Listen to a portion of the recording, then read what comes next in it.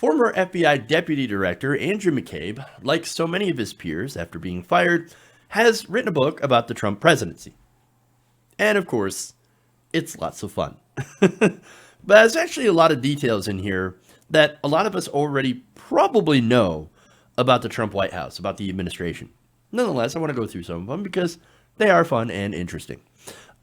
So let's go to Trump's tenuous grasp on the truth. Now, from the book, according to Axios, McCabe says, and I love this, every day brings a new low, with the President of the United States exposing himself as a deliberate liar who will say whatever he pleases to get what he wants.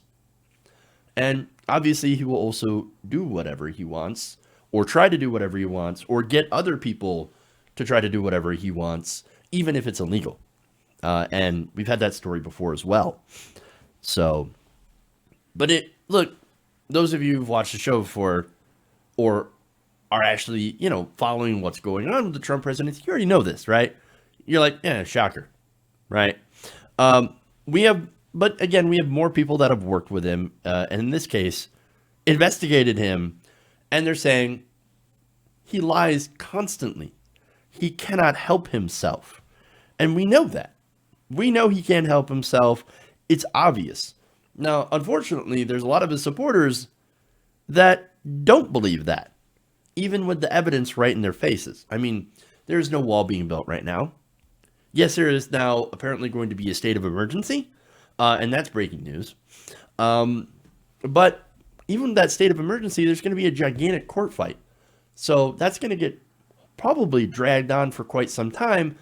All the while, there is no actual wall being built. So, and I'm sorry to say Trump does not have a plan. He's basically being erratic the same way that he's always been and throwing whatever, he can at the wall to see what sticks. He's not playing three-dimensional chess. Those tax cuts, numerous reports have shown that it did not benefit the middle class. It benefited the extremely wealthy and corporations. I can go on. His lying, though, has led to people taking more notes of their interactions inside the administration. In fact, McCabe had wrote, I wrote memos about my interactions with President Trump for the same reason that Comey did. To have a contemporaneous record of conversations with a person who cannot be trusted. Hey, man, look, at this point, who doesn't have notes whenever they meet with Trump? I would not be surprised to see that everyone who has a daily interaction with President Trump writes down exactly what's happened or might even be recording it. That would be interesting. And look, the reason is, of course, that he's a pathological liar. He changes his mind, and then he gaslights you about it. He says one thing today, and then the next day, or sometimes even several hours later, or a couple of tweets later, he says something completely different. And then he tells you something, you do it, and then later on, he blames you when the thing that he asked you to do later on blows up in your face. There are numerous stories of that happening. I mean, look at the short career of Sean Spicer. Constantly being thrown under the bus, following lie after lie after lie after lie. So it's not a surprise. It's not a surprise. There's more. There's another interesting quote here for why he and Comey took the steps of making sure to detail their meetings. He said, people do not appreciate how far we've fallen from the normal standards of presidential accountability. And look, guys, I know that it feels like this has been normalized. We have been living in this nightmare for about 2 years. And so, look, most of this by now, you guys aren't shocked. Nobody's shocked anymore. We're far beyond shocked. But we have to remember, we have to remind ourselves that this is not normal. This is not how a normal government works. This is so outside the bounds of what is supposed to happen. It's dysfunctional at best. It is a word that I cannot say at worst, right? Because honestly, I don't think there is a word just for how crazy this is. But anyway, there's more. He said that today we have a president who is willing not only to comment prejudicially on criminal prosecutions, but to comment on ones that potentially affect him, which of course opens up possible obstruction of justice charges. In fact, McCabe himself admits, I set up that investigation. I am set up an investigation where we are looking into whether or not Donald Trump obstructed justice by firing James Comey, and then, eventually him getting fired as well. That will factor into it. And then he admitted it too. And the way that he fired McCabe, by the way, was fired just literally days, maybe hours before actually getting his retirement. So there is a reason. That he did this, and it's political retribution. But do you guys remember the New York Times op-ed, the anonymous one, where they talked about using the 25th Amendment, right? Well, it turns out that McCabe and people at the Justice Department had openly speculated about doing that. CBS's Scott Pelley talked about this on CBS this morning, and he said, quote, "They were counting noses.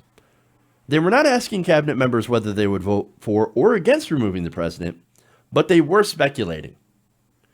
Now, again, that doesn't sound like that much. Oh, they're just speculating, right? But in reality, we are so used to this insanity, and having this kind of thing be normal that we don't realize how not normal this is. We are speculating. The Justice Department and people inside the cabinet are talking about, I wonder if we should maybe use the 25th Amendment to remove our president because he's mentally incompetent. That's not normal. That's not normal. It's an incredible admission. And it not just came from the FBI, the Justice Department, but again inside the White House. People who work with him every day, who see him all the time, who do briefings for him, who actually help out with things. They know best because they have to deal with it every day. And sometimes they go on the record telling everybody, oh, no, it's fine. It's a fake news media. But in reality, they know it's not fine. And they're just, holding on for power. I mean, why don't they use the 25th Amendment? A lot of them, I think, are incredible cowards. And the reason is, of course, comes down to politics. They're afraid of actually being open about this. They're afraid of going after Trump because the GOP base, they love him. They welcome the insanity. And he is a product of what is already there. I mean, you wonder why people love Trump so much. They believe he's been sent by God.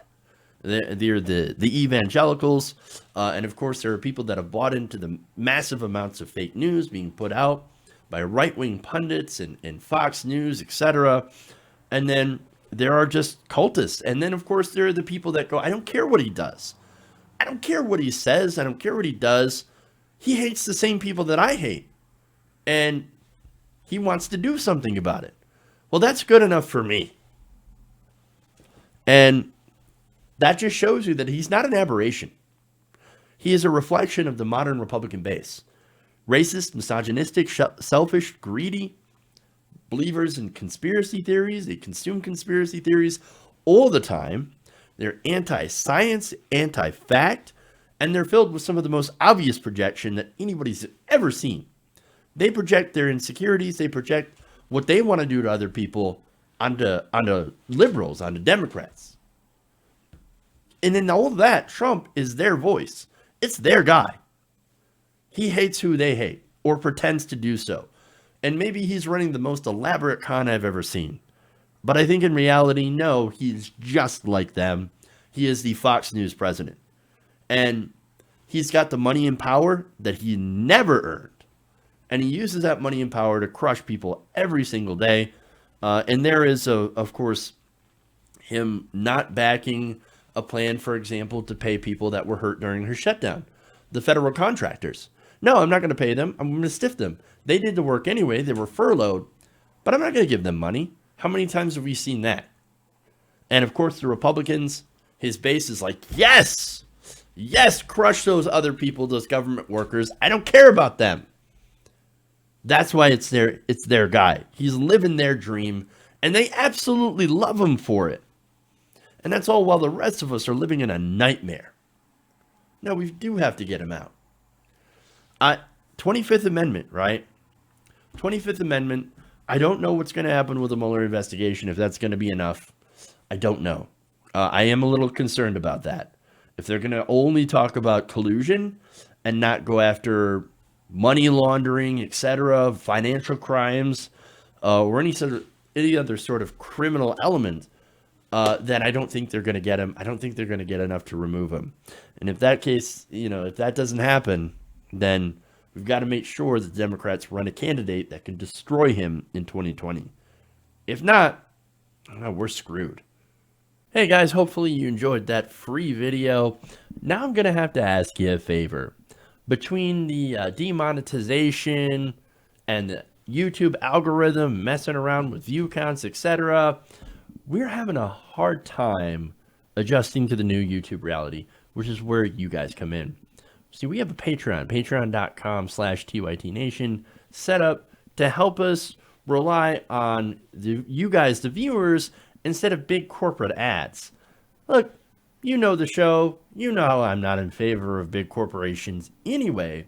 So help us transition away from relying on the ad model to pay the bills and sign up to be a patron, patreon.com/TYTNation. That goes a long way to help us keep the lights on. And you guys will know that you're supporting independent, progressive media.